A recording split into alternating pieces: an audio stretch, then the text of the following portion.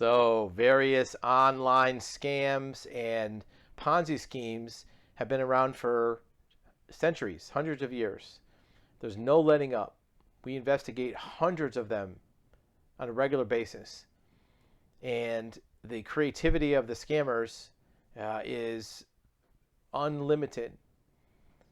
One of the things that we see is a lot of patterns in these scams. For example, today in the Wall Street Journal, they announced something we've seen for years.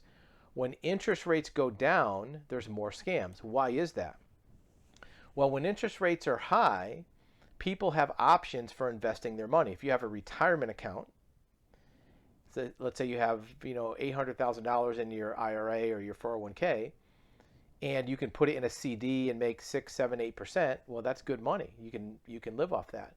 If the interest rates go down and you can only get 1%, now you're looking for other options. That's where the Bernie Madoff scam was popular, because he was giving out high interest rates. So people look for these other options, and the scammers prey on that. They prey on the desperation of people that need income from their interest. And they will say, hey, we have this great investment. Put your money in and we'll give you, in this case, one firm was offering 17%. And all you got to do, like in this article, just start asking some questions. Where's the money going? Show me receipts.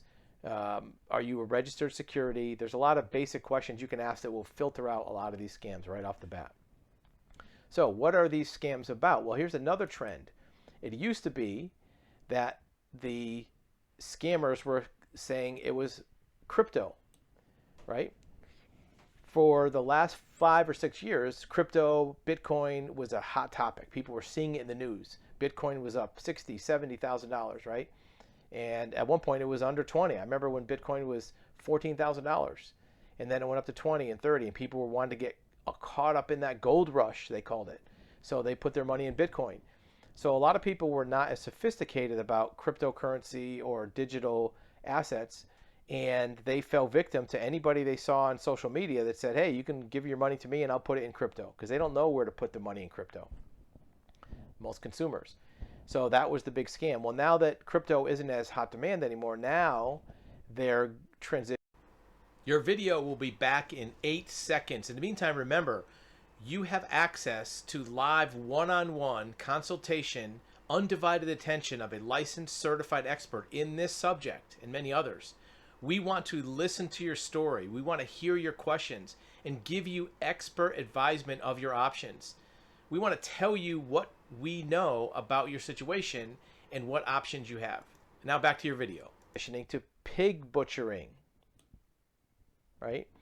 Cyber criminals change tactics, target individuals on social media. And here's the key. The lifespan of scams is getting shorter. And here's what we've seen. Back in the 80s and 90s, the scams were real estate. It was leveraged real estate. And that lasted for 20 years, 25 years. And then people were putting money into bonds. And that lasted 10 or 15 years. And then it was a different kind of real estate. It was syndication. That lasted about 5 or 6 years, 7 years. You can see the compression, the shorting, the lifespan's getting shorter. And then crypto started in about 2016. Well, that lasted until maybe 2020 or 21, 4 or 5 years. And now it's pig butchering. Something will come up new here in the next couple years. The scams have to recycle quickly because people find out about them faster because of the internet, because of social media. They can look it up and hear about it being a scam.